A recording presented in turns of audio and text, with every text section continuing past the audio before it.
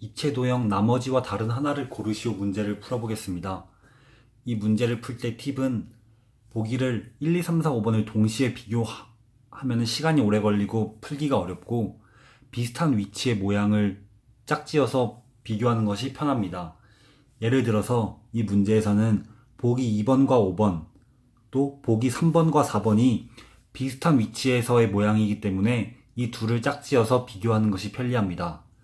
두 번째로 이것은 모든 문제에 적용된다고 할 수는 없지만 대부분 답이 되는 부분은 이 5개의 보기에서 모두 나타나는 부분입니다.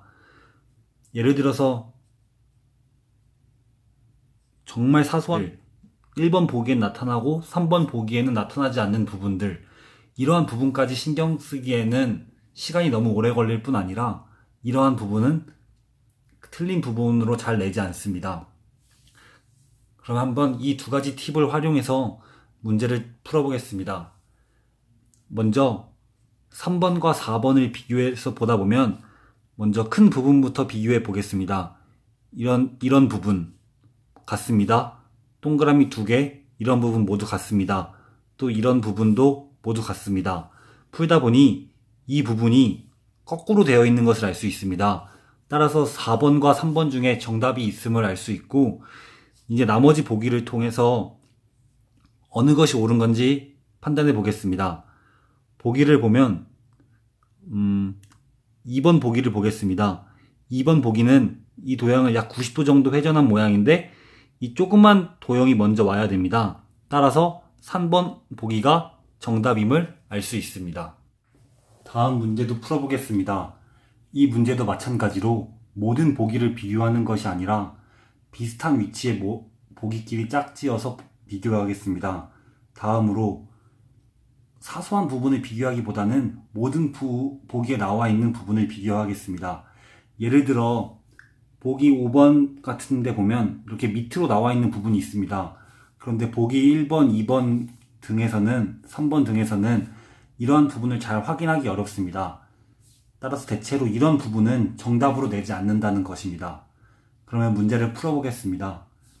비슷한 위치에 보기 1번과 2번, 보기 4번과 5번을 묶어서 풀어보겠습니다. 보기 4번과 5번을 묶어서 풀어보면 예를 들어 이런 직육면체, 원기둥 이런 위치를 확인해주고 이런 원기둥, 직육면체의 위치 등을 확인해줍니다. 문제를 보다 보면 여기 부분이 좀 더 파인 것 같은데 이 부분은 특출나게 조금만 파인 것을 확인할 수 있습니다. 따라서 4, 5번 중에 정답이 있겠구나 생각을 하고 나머지 보기를 봐줍니다. 보기 2번 혹은 3번이 이 파인 부분이 잘 보이기 때문에 둘 중에 하나를 보겠습니다. 보기 2번을 보면 이 부분이 훨씬 많이 파여 있습니다. 따라서 보기 5번이 옳은 보기이고 이 보기 4번처럼 파인 부분이 상당히 적은 보기는 틀린 보기라고 할 수 있습니다. 다음 문제도 풀어보겠습니다. 다음 문제도 마찬가지로 비슷한 위치에 보기끼리 짝을 지어보겠습니다. 보기 2번, 4번, 1번, 3번, 5번이 비슷한 위치라고 볼 수 있습니다. 따라서 이렇게 각각 짝지어서 비교해 보겠습니다. 먼저 보기 2번과 4번을 비교해 보겠습니다. 이렇게 큰 원기둥의 높낮이 부분, 이런 동그라미 부분 등을 다 일일이 비교해 보다 보면 이 부분의 위치가 이상한 것을 알 수 있습니다. 이 부분은 이쪽 방향으로의 이 길이가 더 긴데 여기는 거꾸로 되어 있습니다. 따라서 2번과 4번 중에 답이 있음을 알 수 있습니다. 그래서 1, 3, 5번 중에 잘 보이는 3번을 이용해 확인해 보면 이 부채꼴 모양에 가까운 면이 더 짧은 것을 알 수 있습니다. 따라서 4번은 맞는 거고 2번이 나머지와 다른 하나인 정답임을 알 수 있습니다. 다음 문제도 풀어보겠습니다.